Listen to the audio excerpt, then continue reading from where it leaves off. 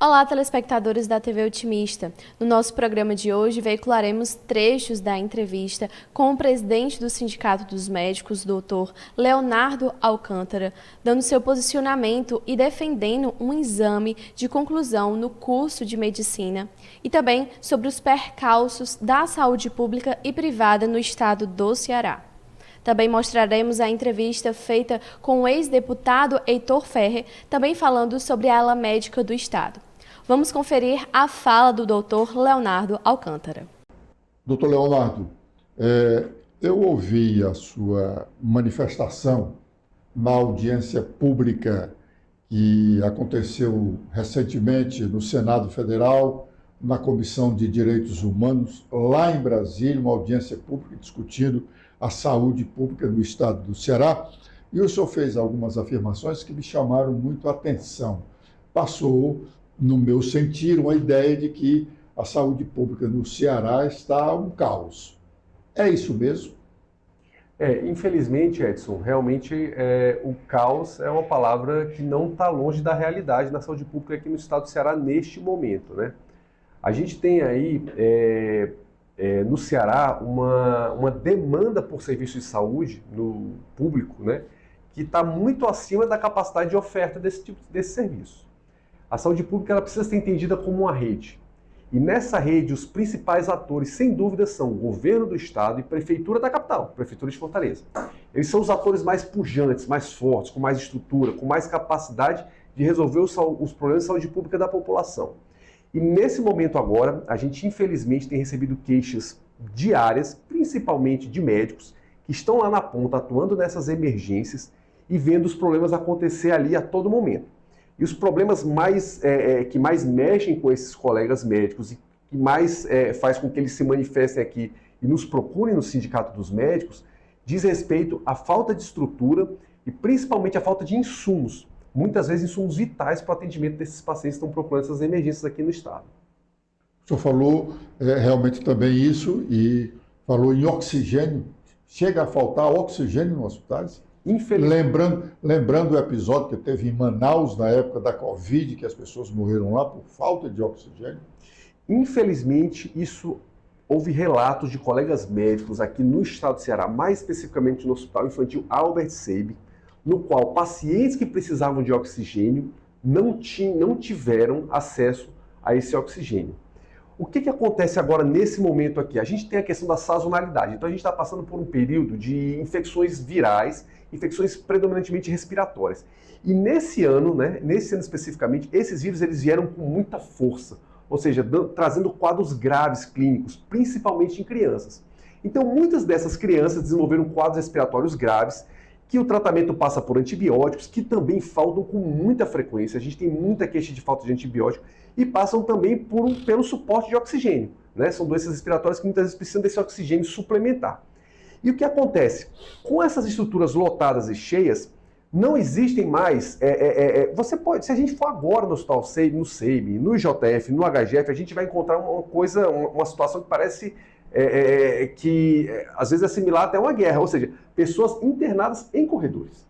Então assim, como você não tem leito, não tem enfermaria, não tem lá apartamento, enfermaria principalmente, você tem as pessoas internadas nos corredores. Os corredores não têm uma estrutura para poder dar esse suporte. Corredor você não tem aquela monitorização para ver como é que está a batida cardíaca, ver como é que está a pressão, e também não tem aquelas saídas de oxigênio. Todos nós conhecemos hospitais, né? A gente sabe que tem aquelas saídas de oxigênio na qual você pode fornecer oxigênio. Então, o que aconteceu no SEB especificamente? Realmente, pacientes internados em corredores, as crianças internadas nos corredores, elas não tinham ali o suporte de oxigênio, porque não tinha nem aquele oxigênio que vem ali do sistema, né? E também você não tinha aquelas balas de oxigênio que são portáteis. E esses pacientes ficaram realmente por algumas horas ali sem esse suporte, o que é muito grave, nessa sazonalidade respiratória que aconteceu agora. Doutor Leonardo, nós voltaremos já a essa situação crítica da saúde aqui. Mas eu estou lembrando aqui que o sindicato está patrocinando um anúncio, sobretudo no rádio, eu não vi ainda em outro espaço, vi no rádio, chamando a atenção da população para ela se precaver com relação ao atendimento médico, que deve procurar um médico que tenha um registro do Conselho Regional de Medicina. Quem fiscaliza esse registro é o Sindicato dos Médicos, não é? Por que esse apelo do sindicato em relação a isso? Essa questão é uma questão que mexe muito com a comunidade médica e é uma questão que eu diria que é unânime entre as entidades médicas, né? A necessidade de que você, ao ser atendido por um médico, tenha certeza que esse médico é registrado, só corrigindo, pelo Conselho de Medicina, né? O sindicato defende o profissional, mas o sindicato ele defende o profissional e o Conselho defende a atuação da medicina como um todo, né? Mas quem fiscaliza o registro é o sindicato. Não, é o Conselho. O Conselho ele emite o registro e fiscaliza. O que acontece no Brasil, que não é uma novidade, que aconteceu lá em 2013, né, com a questão do programa Mais Médicos, que visava de uma forma muito acertada, né? O objetivo era nobre, trazer médicos para locais de difícil acesso em que médicos brasileiros não estavam disponíveis a se deslocar para poder fazer aquele atendimento. Então, esse objetivo é nobre. A questão é que, para se atingir esse objetivo, abriu-se mão para o que é um critério mínimo de certificação de qualidade, que são o registro profissional. Então, naquele momento já médicos vieram, e a questão principalmente vieram os médicos cubanos, e agora, novamente, com o novo governo federal, está sendo refeita essa questão dos mais médicos, e novamente não está sendo exigido desses profissionais, né, que vão exercer a medicina no nosso país, esse registro profissional pelos conselhos de medicina. Então, nós estamos alertando a população, principalmente, que é muito importante, né, que o profissional médico que atenda, ele tem o registro profissional. Isso aí é uma garantia mínima de qualidade. Como é que eu, paciente, vou saber que o médico que está ali do outro lado da cadeira, que me recebe lá num consultório, ou num consultório particular, ou num consultório do hospital, ou de um posto de saúde, como é que eu vou saber que ele está registrado no conselho? Perfeito, é super simples, realmente a procura, a pessoa tem que ter acesso à internet, não tem como assim acessar essa informação de forma rápida sem o acesso à internet, mas com basta o nome do profissional e o estado em que ele está atuando, você coloca lá no site do Conselho Federal de Medicina. Mas eu, paciente, só vou saber o nome do médico quando eu me defrontar com ele, né? Você está falando após a consulta. E se ele tiver com aquela coisa branca que tem o nome, né? Exatamente. Normalmente numa consulta, assim, de fato, vamos nos colocar na cena, né? Após a consulta, provavelmente você vai sair com a requisição, né, de pedido de exame e tal, que você pode usar aquele nome e constar no pós-consulta, né? Mas prévia à consulta, você teria que consultar ali a atendente do médico, ou mesmo na hora do agendamento da consulta, você vê lá o nome do médico, olha, foi agendado para o doutor Leonardo, vamos ver, o doutor Leonardo está registrado, tá. Então isso é muito simples, você bota o estado e o nome do médico, né? Mesmo antes da consulta, se você tiver acesso a esse nome antes da consulta, durante o seu agendamento, você vai ver se aquele profissional está registrado. Então, para a gente, isso aí é uma condição básica ali, mínima, é um sarrafo mínimo para a gente assegurar que haja um atendimento de qualidade. Doutor Leonardo, me ocorreu, ao ouvir mais de uma vez esse anúncio, de que será que o sindicato está preocupado com a quantidade de pessoas que está aqui está exercendo ilegalmente a profissão, ou o sindicato está preocupado que os médicos hoje não estão sendo bem informados, né?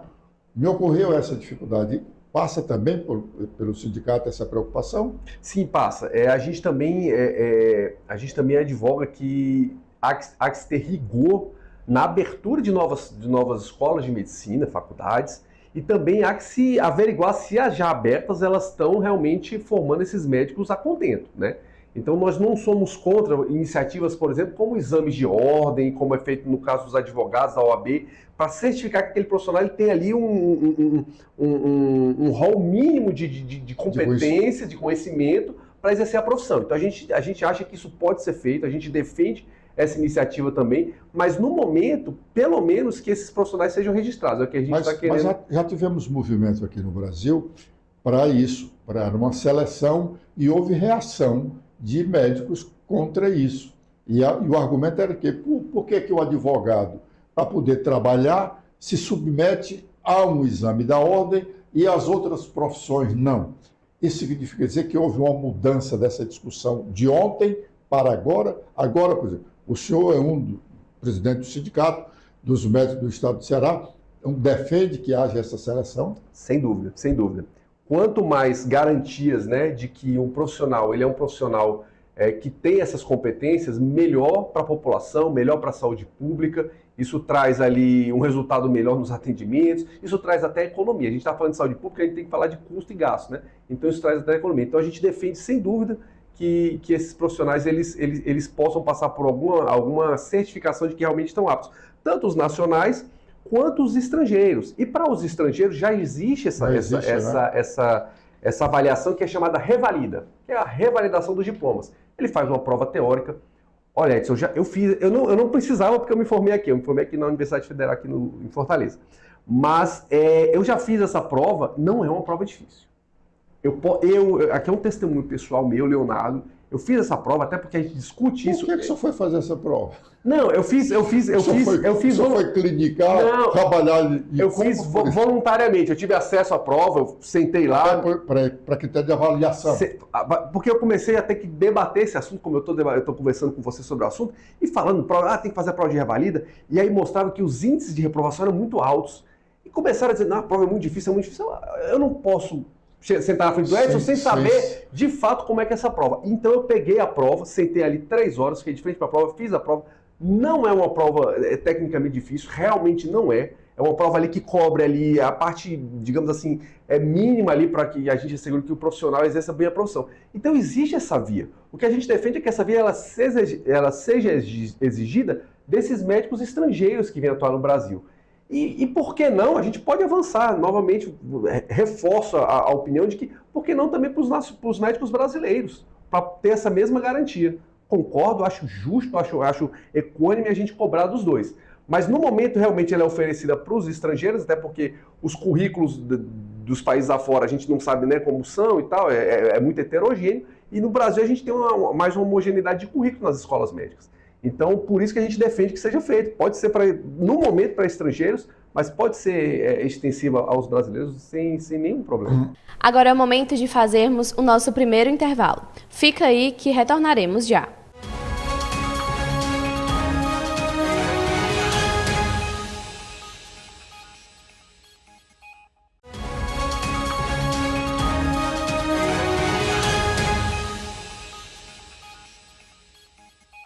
Voltamos do nosso segundo intervalo. Fique agora com a segunda parte da fala do Dr. Leonardo Alcântara, presidente do Sindicato dos Médicos do Ceará. Doutor Leonardo, voltando ao tema lá da audiência pública, o senhor falou que a saúde pública no Ceará está terceirizada, quadriterceirizada, quinto. Como é isso? Isso é o seguinte, Edson. Saúde é uma das funções precípuas do ente público, seja o ente federal, o ente estadual, o ente municipal, né? E, historicamente, como é que esse ente público ele executava essa função? Ele construiu os hospitais públicos, ele contratava os profissionais, médicos, enfermeiros, através de concurso público, e lá constituía uma equipe, uma estrutura de saúde e fornecia essa saúde. O que acontece é que de mais ou menos uns 20 anos para cá, esse cenário ele mudou um pouco. As estruturas de saúde continuam realmente sendo predominantemente públicas, né? Os hospitais que a gente vai públicos, na maioria das vezes são públicos. Um outro hospital privado, filantrópico, também faz ali uns contratos com os entes públicos e fornecem saúde através do SUS. Mas, de forma geral, são hospitais públicos. Só que a contratação de profissionais mudou um pouco. O último concurso público, por exemplo, para médico do Estado do Ceará foi em 2006. A gente vai completar quase 20 anos. Então você está vendo que você não está renovando profissionais de saúde no Estado do Ceará. E aí, como é que durante esses 20 anos... Nós tivemos um da FunSaúde agora recente. Realmente tivemos o da FunSaúde agora. Aí a gente é bem mais recente. Está começando a ser chamado agora. Que agora, que é muito acertado, já que a gente está tocando nesse assunto, muito acertadamente, o governador Eumano modificou a forma de contratação a nosso ver. Existia ali uma forma de contratação CLT, que é uma forma correta, melhor do que o que tem sido praticado. E ele ainda melhorou um pouco, trazendo esse pessoal para a contratação estatutária, que é o que defende essa entidade, que é o que os profissionais preferem. Então esses profissionais vão ser realmente servidores do Estado do Ceará. Isso aí foi muito acertado. Fora isso, mas o que acontece com a FunSaúde? Apesar de tudo, a FunSaúde vai cobrir ali uma pequena parte do serviço público. A verdade é que o serviço público atende muita gente, é muito grande. Então, inicialmente, eles vão atuar ali, principalmente no Hospital Geral de Fortaleza, no Hospital Novo, que ainda vai ser inaugurado da UES, e no SAMU. E boa parte do serviço público ainda vai ser executado por esses profissionais, é aí que eu falo da terceirização e quarteirização, que são contratados não diretamente pelo Estado, mas através de contratos do Estado com organizações sociais, com cooperativas. E essas cooperativas elas vão contratar o profissional. Só que isso foi se sofisticando de uma forma que, inicialmente, o Estado contratava a cooperativa tinha os profissionais e executava. Ok, uma terceirização de serviço. Só que agora está acontecendo o seguinte, aqui no Estado do Ceará já aconteceu o seguinte, o Estado contrata uma organização social, que contrata uma cooperativa, que contrata uma segunda cooperativa, que contrata o médico. Olha só, colocaram entre o Estado e o médico que vai executar esse serviço, colocaram 3 entes jurídicos aqui no meio, 2 cooperativas e uma organização social. Então não é incomum que eu tenha 1, 2 ou 3, por isso que eu falo quarteirização, quinteirização. E o que acontece nisso aqui é uma dificuldade de gerência enorme, é uma dificuldade no processo de repasse desses valores, e mesmo quando esse repasse ocorre, cada um vai tirando um pedacinho. Eu coloquei 3 no meio, entre um pagador e o recebedor lá no final, eu coloquei 3, cada um tira um pedacinho. Ou seja, chega lá no final, além de atrasos constantes no pagamento desses profissionais, valores muito baixos. Então esse profissional, o que acontece com um profissional médico, muitas vezes quando é contratado dessa forma, ele está desestimulado.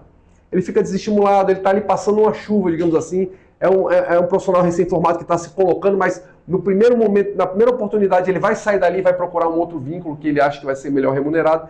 Então isso cria dentro do cenário do serviço público de saúde um rol de profissionais que não estão ali com aquela dedicação máxima. Por quê? Porque eles não estão sendo, digamos assim, bem cuidados, né? Bem tratados e sendo contratados de uma forma mais justa e mais ética, né?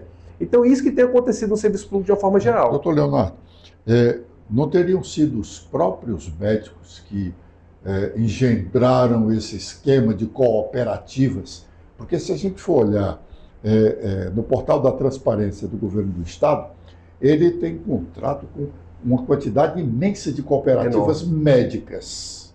Cooperativas médicas. Não é? Tem cooperativa de ortopedista, de anestesista, de cirurgião, tem cooperativa de contratação de médicos que atendem emergências. Sim. E assim por diante. Perfeito. Isso. Como esse processo ele é muito longo, ele já passou por várias fases. Então, assim, atualmente o nosso posicionamento é que esse tipo de contratação ele não é bom para o profissional e também não é bom para o serviço público. Mas você tem toda a razão quando a gente tenta regredir uns 20 anos atrás, quando isso começou, 20 até mais anos, e naquele momento, sim, existia ali uma articulação da categoria médica também, existia um interesse do ente público em fazer esse tipo de contratação. Isso aí existiu e existe ainda em alguns cenários. O que ocorre é que em outros cenários, principalmente profissionais médicos aí, que acabaram de sair da faculdade, que estão iniciando sua carreira, né? Profissionais que ainda não estão consolidados no mercado, esses aí eles ficam mais sujeitos a essas cooperativas que pagam esses valores mais baixos, essas cooperativas que têm muitos atravessadores no meio do caminho. Essas cooperativas são de médicos, né? Então é o médico explorando o próprio médico? Muitas delas, existem as que você citou, principalmente anestesia, ortopedia, cirurgia, essas são cooperativas médicas mesmo, formadas só por médicos. Mas o que a gente tem visto, o problema, o que tem chegado para a gente de problema ultimamente, são de cooperativas IOS que não são só de médicos, elas são, como a gente chama, multiprofissionais. Essas que estão dando, vamos chamar assim, mais problemas e mais queixas que chegam aqui para a gente. Que são cooperativas multiprofissionais, realmente não são formadas só por médicos, elas vão desde o motorista da ambulância até o neurocirurgião, vamos dizer assim. Então essas que têm um rol de profissionais muito heterogêneo, elas têm causado mais problemas, talvez até por isso, porque a natureza da cooperativa seja que profissionais assemelhados executem uma profissão através da cooperativa para ter ali uma melhor remuneração e posto de trabalho. E quando ela fica muito heterogênea, ela começa a perder essa característica. Então a gente entende que essas cooperativas multiprofissionais elas não são interessantes por isso. E elas estão muito mais relacionadas a esses processos de terceirização, quarteirização, quinteirização, e seja lá onde é que a gente vai chegar. Nós que somos jornalistas, a gente circula muito, escuta muita coisa, escuta tudo, sobretudo na área política, né? Sim. Aí a gente a maioria dos médicos quer trabalhar com cooperativados porque o salário do Estado é insignificante, mas aí também tem o médico que faz parte da cooperativa e é empregado do Estado. E aí ele deixa de cumprir a jornada de trabalho dele como servidor estadual, mas trabalha pela cooperativa. Um exemplo disso aí que me chegou, por exemplo, foi lá no hospital de Becejana. Tinha cirurgias cardíacas programadas para 10 horas da manhã, 9 horas da manhã, e o médico alegava qualquer razão e não podia comparecer. Então a cirurgia era suspensa, cancelada. Mas 1h da tarde ele estava lá para fazer as cirurgias pela cooperativa. Isso aí não é de forma alguma uma conduta que a gente estimule e realmente está completamente reprovável, né? Então, realmente, se existindo esse tipo de conduta, cabe ao Estado e cabe à própria comunidade também, né, aos pares, fiscalizar essa conduta, denunciarem, né, e punir, caso haja realmente esse desvio, porque de fato a gente defende que o servidor ele tem que cumprir sua jornada de trabalho, né, inclusive lá batendo ponto mesmo, ponto de entrada, ponto de saída, registrando, tendo uma produtividade. Isso aí a gente não pode fugir disso. Ele precisa ter a produtividade, ele precisa, durante aquelas horas ali, executar um número de serviços ali compatíveis com aquelas horas. Eu estou tantas horas num consultório, num ambulatório lá no hospital público X, eu consigo atender tantos pacientes, eu tenho que atender esses tantos pacientes, né? Eu não posso atender menos, eu não posso deixar de fazer uma cirurgia para tratar de fazer uma cirurgia pela cooperativa. Então é uma conduta ilegal, imoral, antiética e que deve ser realmente repelida. Doutor Leonardo, nessa audiência pública lá no Senado, sobre a saúde pública do Ceará, falou-se praticamente só da situação da saúde na capital. E qual é a visão do Sindicato dos Médicos em relação à saúde no interior do estado? Nós temos 183 municípios no interior. Somos um total de 184, tirando a capital, são 183 municípios. Qual é a avaliação que o sindicato faz da saúde no interior do estado? Então, a saúde na capital já tem esses problemas que a gente apresentou, né? No interior, os problemas eu acho que são piores, né? Por quê? Porque no interior faltam principalmente as estruturas mais complexas, que são os hospitais terciários, né? A gente costuma dividir a saúde em primário, secundário e terciário.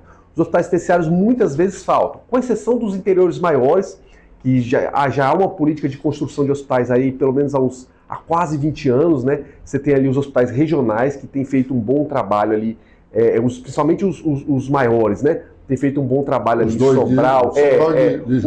Os outros mais novos ainda estão com a capacidade, ainda não estão com sua capacidade plena, né? A gente entende que está demorando um pouco, né, que esses hospitais funcionem na sua capacidade plena. Então, isso seria importante que acontecesse o mais rápido possível. Mas esses hospitais terciários, eles têm um papel fundamental. Só que mesmo assim, a gente está falando das cidades maiores do interior, né? Então, assim, tirando Sobral e Juazeiro, ainda faltam 181, né, pela conta que você acabou de fazer. E nesses 181, o que a gente identifica? A gente identifica os mesmos problemas, só que de forma mais aguda, porque às vezes não tem a quem recorrer. É exatamente isso. Se eu preciso de uma cirurgia mais complexa, se eu tenho um acidente politrauma, né, que normalmente dizem aqui para o JF, lá no interior eu não tenho condição de atender esse paciente muitas vezes. Então, assim, os problemas são maiores porque as próprias prefeituras, elas têm uma capacidade financeira menor, né? Obviamente são municípios menores. Então a gente vê reiteradamente a mesma coisa, falta de medicação, as estruturas precárias de saúde, os postos de saúde realmente muito ruins, o acesso difícil, né? Então, de certa forma, é uma reprodução do que acontece na capital de uma forma ainda mais evidente. Vamos agora para a nossa última pausa. Retornaremos já.